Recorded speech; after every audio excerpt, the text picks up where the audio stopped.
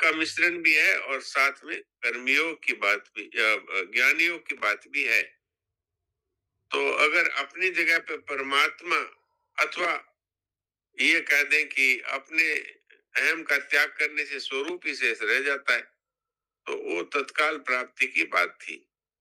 यहाँ पर महाराज जी इस अंतिम पैरे में ये बात कहते हैं कि संसार से हमने जो अपना संबंध मान रखा है, इसके कारण से संसार में आसक्ति हो गई और संसार में आसक्ति होने के कारण से परमात्म तत्व का अनुभव नहीं होता, अर्थात अपने स्वरूप का अनुभव नहीं होता।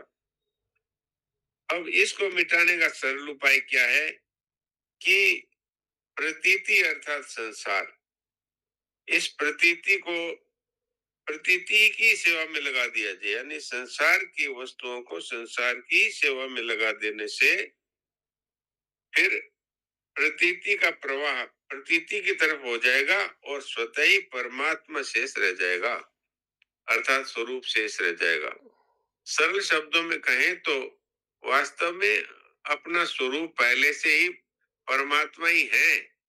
हमने मेरा ये नाम है, मेरी ये जाति है, मेरा ये पद है, इस तरह से हमने ही अपने आप को और संसार को सत्य मान करके अपने आप को मान लिया, तो हम और संसार एक हो गए।